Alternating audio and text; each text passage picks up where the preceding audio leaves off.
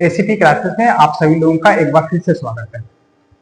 आज कक्षा 10 का भौतिक विज्ञान में हम लोग पढ़ने वाले हैं कि प्रकाश का अपवर्तन अर्थात रिफ्लेक्शन ऑफ लाइट होता क्या है। ये पूरे टॉपिक को पढ़ने वाले हैं।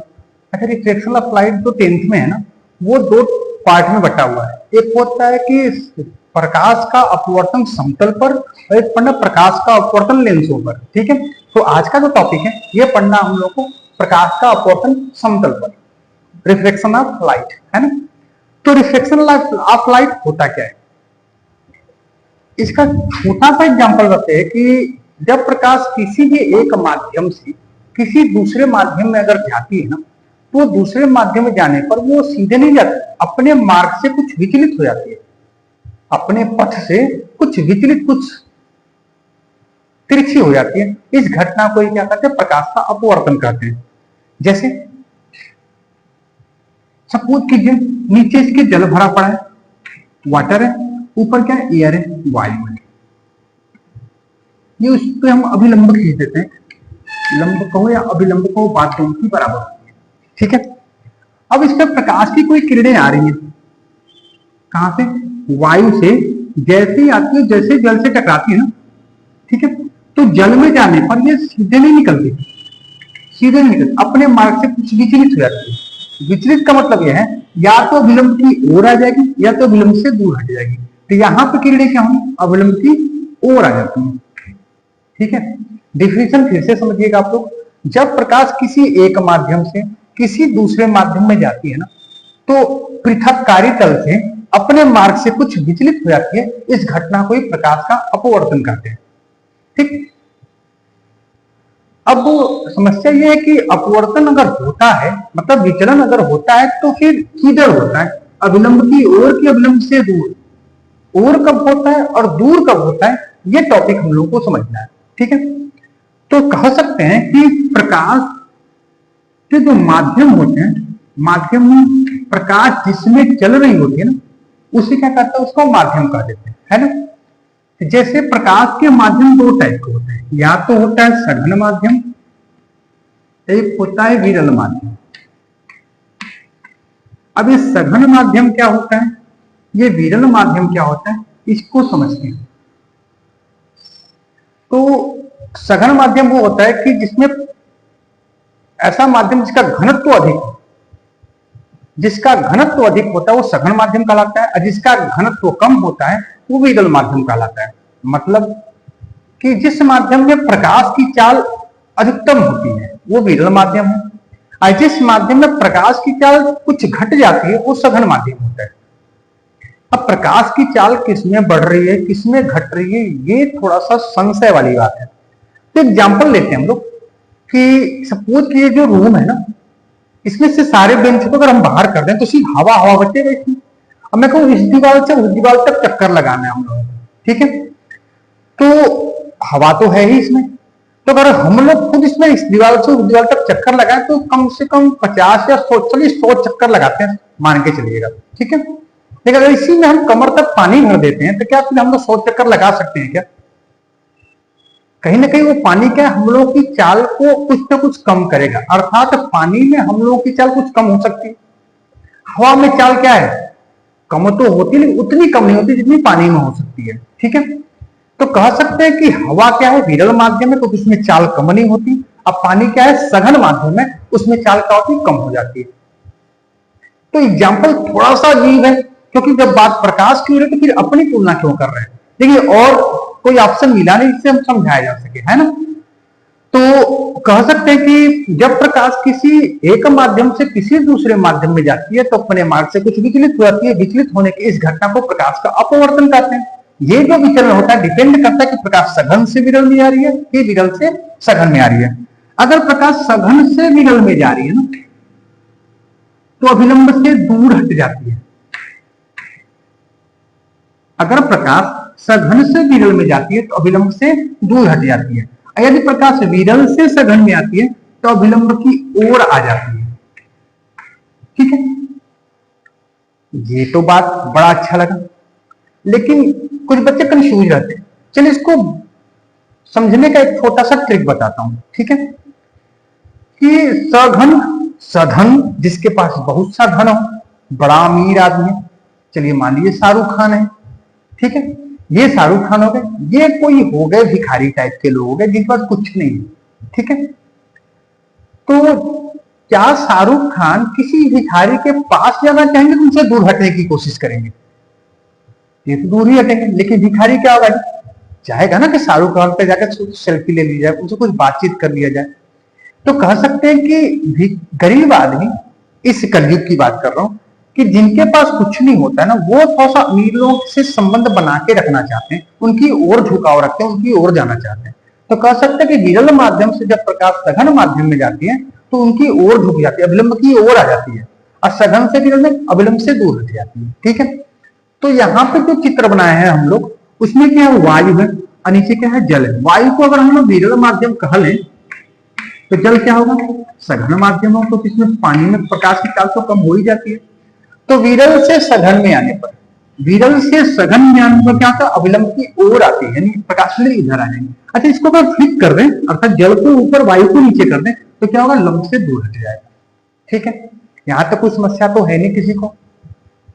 एक बार फिर से रिपीट करना चाहूंगा कि जब प्रकाश किसी एक माध्यम से किसी दूसरे माध्यम में जाती है तो अपने मार्ग से कुछ विचलित हो जाती है, इस घटना को प्रकाश का अपवर्तन कहते हैं, ठीक।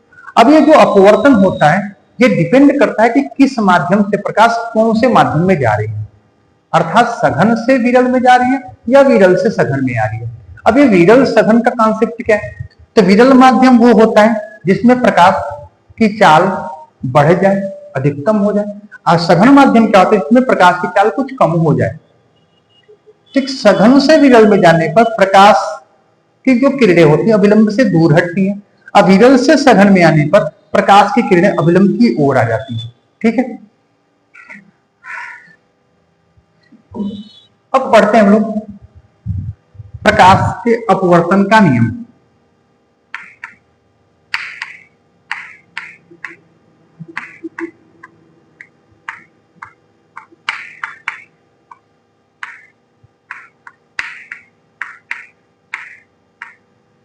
प्रकाश के अपवर्तन का नियम, तो जैसे प्रकाश का परावर्तन पढ़े थे कि उसके दो नियम होते हैं, यहां पे भी प्रकाश के अपवर्तन के दो ही नियम होते हैं, ठीक है।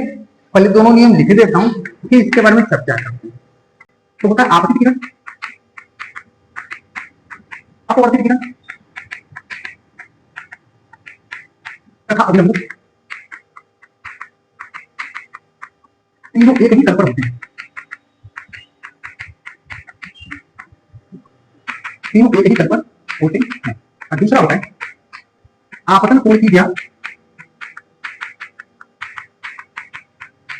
था साइन तथा अपवर्तन कोण की ज्ञा साइन आपस में समानुपाती होते हैं, ठीक है।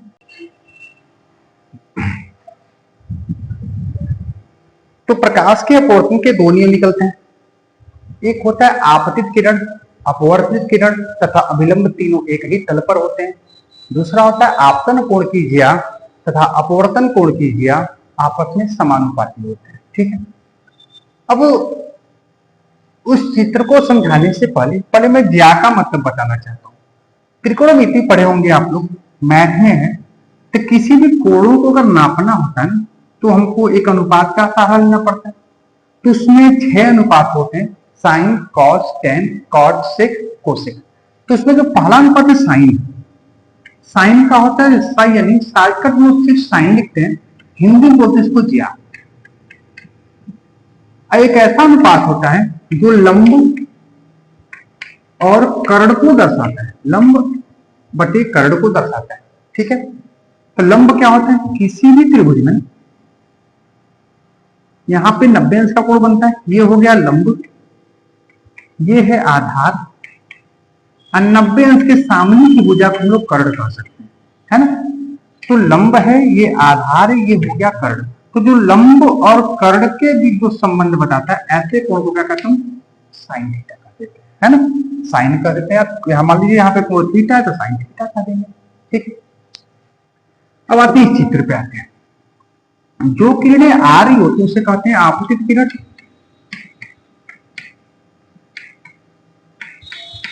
और जो किरणें जा रही होती है परिवर्तित होती है उसे कहते हैं अपवर्तित किरण।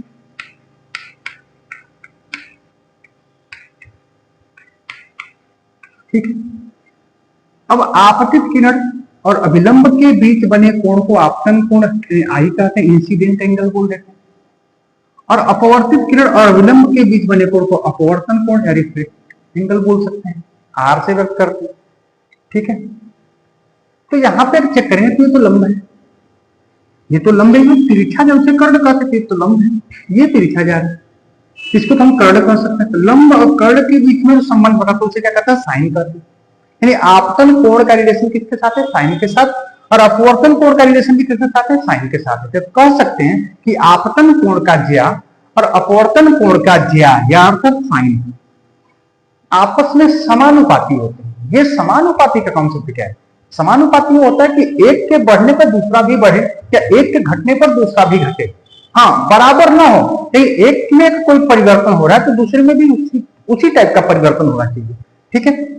अगर हम लोग पाए कि इसके मान को बढ़ाते जाएं तो क्या ये नहीं बढ़ता जाएगा, भी बढ़ता जाएगा, सिंपल सी बात है। अगर हम आपतन कोण आई को बढ़ाएंगे तो अपवर्तन कोण आर ऑटोमेटिक बढ़ने वाला है, इसको घटाते जाए तो आर भी अपने आप घटने वाला है ना। तो आई के बढ़ाने पर आर के बढ़ जाना, आई के घटाने पर आर का घट जाना, ये क्या कहलाता है, समानुपाती या अनुपाती कहलाता है, ठीक है।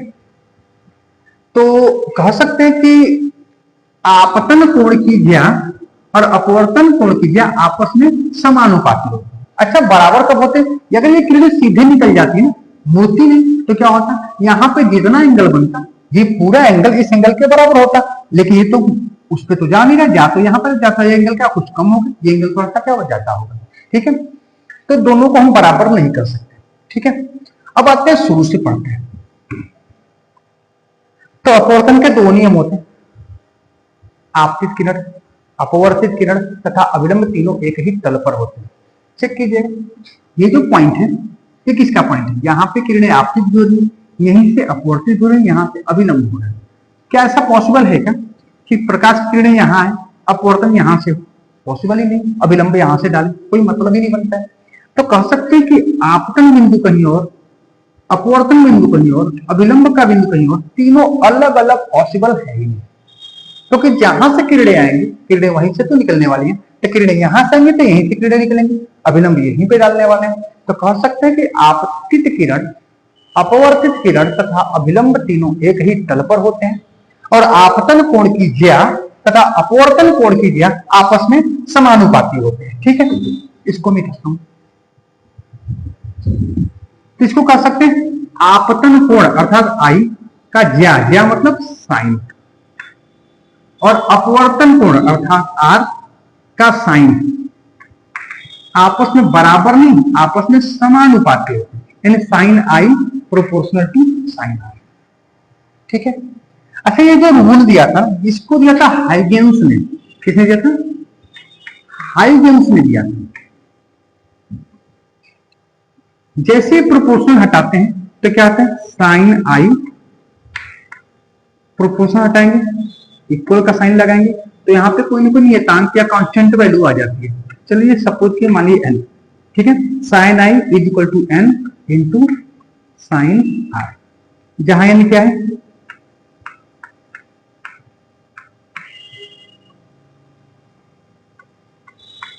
जहां n क्या है, अपवर्तनांक। क्या तो ऐसे कह सकते हैं, जहां n एक नियतांक है, एक समानुपाती नियतांक है,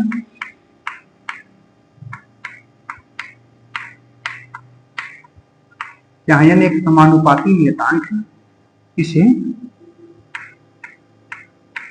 अपवर्तनांक कहते हैं।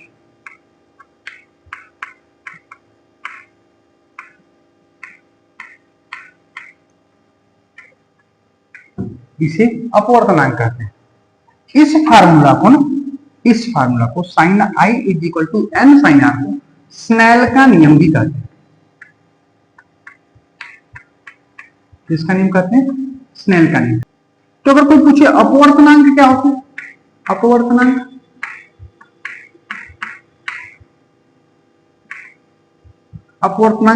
अपवर्तनांक तो n है ना, n में साइन का मल्टीप्लाई हुआ ना, मल्टीप्लाई का ट्रांसफर कर देते हैं तो क्या होता है, गुणा का पक्षांतर करने पर भाग हो जाता है, हो जाए कितना, n इज इक्वल टू करते हैं sine i upon sine r is equal to किसको, n। ठीक है, आप n इस साइड भी लगा सकते हैं, n is equal to sine i upon sine r. अच्छा, ये जो अपवर्तन हो रहा है ये क्या एक माध्यम से दूसरे माध्यम में ही तो हो रहा है ना, क्यों जी, दो माध्यम का होना आवश्यक है, अतः कह सकते हैं अपवर्तनांक को 1n2 लिख देते हैं, है ना। कहीं कहीं क्या होता है, इसको 1n2 या n12 या n2 अपान n1 से भी व्यक्त कर सकते हैं, व्यक्त कर सकते हैं। अर्थात यहां पर मतलब क्या, वन है पहला माध्यम, सेकेंड दूसरा माध्यम। ठीक है, यहां तक कोई डाउट तो है नहीं। ठीक है, अगला टॉपिक हम लोगों का, ये जो अपवर्तनांक है, ये अपवर्तनांक कितने टाइप के होते हैं।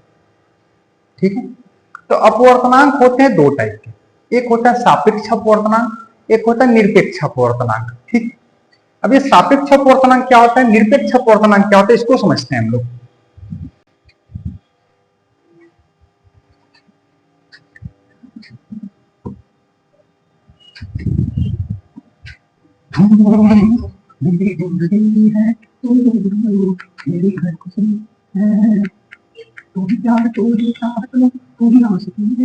अपवर्तनांक कितने प्रकार के होते हैं, कह सकते हैं अपवर्तनांक दो टाइप के होते हैं, एक होता है सापेक्ष अपवर्तनांक, एक होता है निरपेक्ष अपवर्तनांक। तो सापेक्ष अपवर्तनांक मतलब रिलेटिव रिफ्रैक्टिव इंडेक्स, निरपेक्ष अपवर्तनांक मतलब एब्सोल्यूट रिफ्रैक्टिव इंडेक्स होगा। अब ये होता क्या है, इसको चित्र के माध्यम से समझते हैं कि अपवर्तन की बात हो रही है, अर्थात दो माध्यम तो होंगे होंगे, तो नीचे कोई भी माध्यम हो सकता है, कोई भी माध्यम ले सकते हैं। अच्छा, एक अभिलंब खींच ही लेते हैं हम लोग यहाँ पे। सपोज के दूसरा माध्यम कुछ भी हो सकता है, ठीक है, लेकिन पहला माध्यम क्या होना चाहिए, निर्वात होनी चाहिए, निर्वात का अर्थात वैक्यूम होना चाहिए।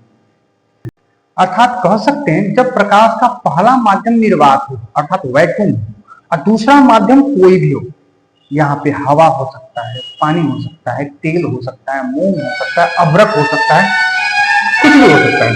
तो जब प्रकाश का पहला माध्यम निर्वात और दूसरा माध्यम कुछ भी हो ना, तो क्या होता है, इस प्रकार के अपवर्तनांक को क्या कहते हैं, निरपेक्ष अपवर्तनांक कहते हैं। ठीक है, एब्सोल्यूट रिफ्रैक्टिव इंडेक्स कहते हैं। पहला माध्यम निर्वात, निर्वात का मतलब कहता है निर्वात, निर माने नहीं, वात माने होता है हवा, जहां पर हवा भी ना हो। अर्थात कह सकते हैं कि सूर्य है, ये पृथ्वी है, कि यहां तक तो वायुमंडल है, इसके ऊपर तो कुछ नहीं है ना, इसके ऊपर तो कुछ नहीं, वायु का पूरा मंडल यहां तक, ऊपर तो पूरा खाली है, तो खाली है, उसे बोलते हैं निर्वात कह देते हैं, वैक्यूम बोल देते हैं। तो प्रकाश तो पहले तो निर्वात से ही आती है, तब तो किसी दूसरे पदार्थ में पहुंचती होगी। तो जब प्रकाश का पहला माध्यम निर्वात हो, दूसरा माध्यम कोई भी हो, तो इस प्रकार के अपवर्तनांक को क्या कहते हैं, निरपेक्ष अपवर्तनांक कहते हैं। ठीक, लेकिन ठीक किसका उल्टा, जब प्रकाश का पहला माध्यम कोई भी हो, पहला माध्यम यहां पे कुछ भी हो, यानी निर्वात को छोड़ के कुछ भी ले सकते हो आप यहां, और दूसरा माध्यम भी कुछ भी हो,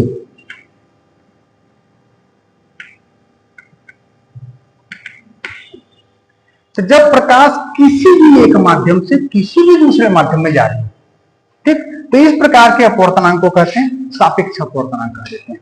ठीक है, अब थोड़ा सा इसमें समझने लायक बस बात यह है कि यहां पर कुछ भी का मतलब दूसरा माध्यम निर्वात हो सकता है, चलेगा, बस पहला माध्यम निर्वात नहीं होना चाहिए। पहला माध्यम अगर निर्वात है तो उसे बोलते हैं निरपेक्ष अपवर्तनांक, और पहला माध्यम निर्वात के अलावा चाहे जो मर्जी हो, इस अगर किसी भी माध्यम से प्रकाश किसी भी माध्यम में अगर गुजर जा रही है ना, तो इस प्रकार के अपवर्तनांक को सापेक्ष अपवर्तनांक कहेंगे। ठीक है, तो आज के लिए इतना ही रहेगा। कल के क्लास में हम लोग सीखेंगे कि प्रकाश के अपवर्तन में क्रांतिक कोण क्या होता है, अपूर्ण आंतरिक परावर्तन क्या होता है, अक्रांतिक स्थितियां क्या होती हैं, प्रिज्म के बारे में पढ़ेंगे कल के क्लास में। आज के लिए इतना ही रहेगा, कल मुलाकात होगी। धन्यवाद।